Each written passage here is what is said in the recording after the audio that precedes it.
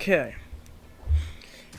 Well, I finished Dark Web a little bit ago. I was reading on Marvel Unlimited because I don't own singles, which is why this feels kind of late. And as the title and thumbnail imply, I thought it was fine. I guess. I don't know.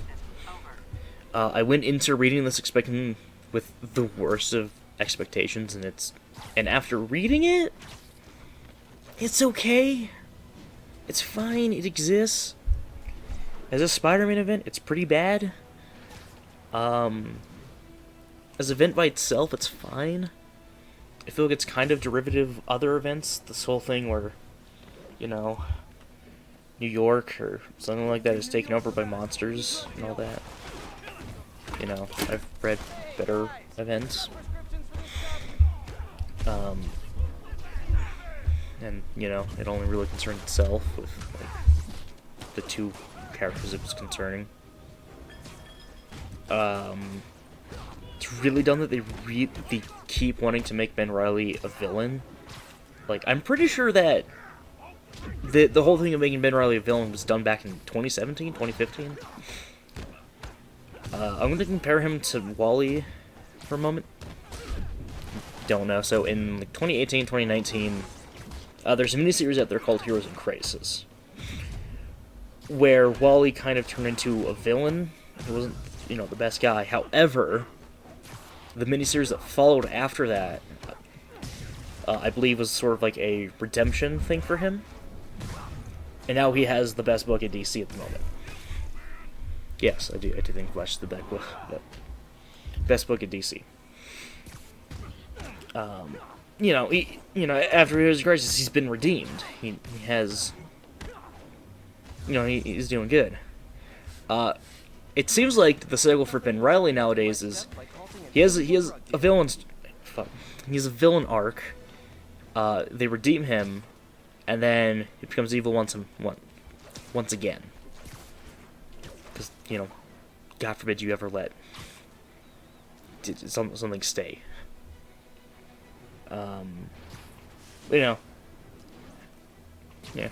Since Wally's been redeemed, and Ben is he's also a villain. Wait, trust Spider-Man to troll the team to make the right decision and let Ben be a good guy, especially with Across Spider-Verse, where he is, I'm assuming, a good guy? I don't know. No, I do not. I do not trust them one bit to make any right decision concerning mainline Peter. There you go.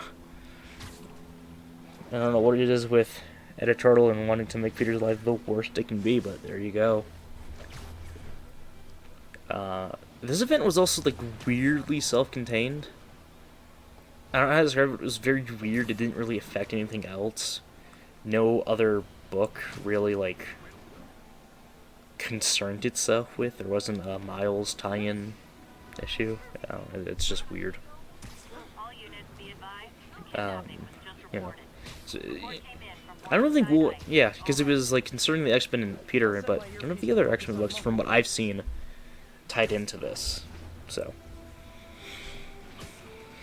maybe I'm just an idiot, and I'm just not noticing that stuff. I'm not reading a lot of the other X-Men books besides the mainline X-Men and Wolverine.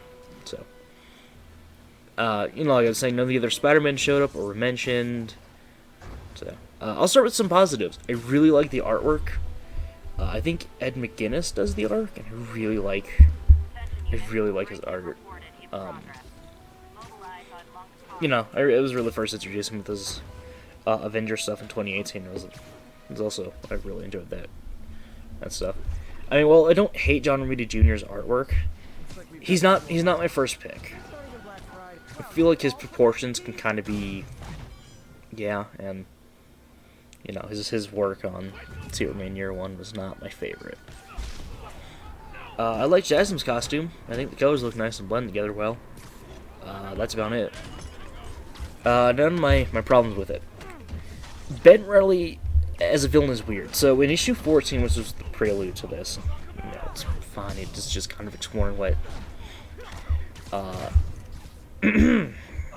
what Ben was doing during the events of like the first couple of issues, or after Spider-Man Beyond. And you know, in issue 14 and at the end of Beyond, he's very serious. He has his goal. He wants that. However, but in this arc, in the end of issue 14, his personality changes, and he's basically just an evil Peter Parker. It's really weird. He goes from being the serious person who, you know, is angry at Peter and all that, and he's just now just evil Peter Parker. It's weird. The Goblin Queen, I don't remember her actual name. I think it's like Madeline. I'm not a big X-Men guy. I don't remember. I think it's Madeline. Is fine as a villain. I honestly don't remember what her motivation is. Because she was just there. She brought Ben. Her and Hollow's Eve motivations, I don't remember what they are. I think Hollow's Eve was she wanted to stop being on the sidelines, I think. You know. She becomes a good guy off screen. So, yeah. If you aren't reading any other Italians like I did, you're not gonna have a damn clue how they managed to convince her. So, yeah, she's just kind of good all of a sudden. Who cares? Wreck Rap is also fine. I didn't find him to be the funniest thing. He's there. Yeah. You know, he exists. Moving on. This event was just boring. That's like the worst thing I can say about it. It was just boring. Like, even as I was writing the script, I was struggling just finding things to talk about. Because Dark Whip is the worst kind of comic to me. It's not amazing that I feel I can talk about it for hours, but it's also not bad enough that I can rant about it for hours. It's just boring. It exists, and that's it. And to me, if your comic is not, because it either has, I'm not saying it has to be the best thing ever, but I think it should be good. It should be good enough that I can talk about it and, you know, rave about it. But it's just boring. I shouldn't be struggling to find things to talk about, especially if it's an event comic. But this has so little going for it that I genuinely think this is just, it's just boring. Well, that's what I got.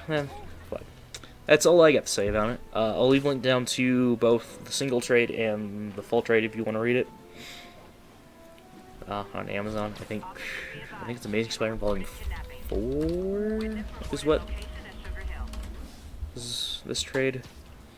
Yep, it just came out, so it's out today. So yeah, what did you think about Dark Web?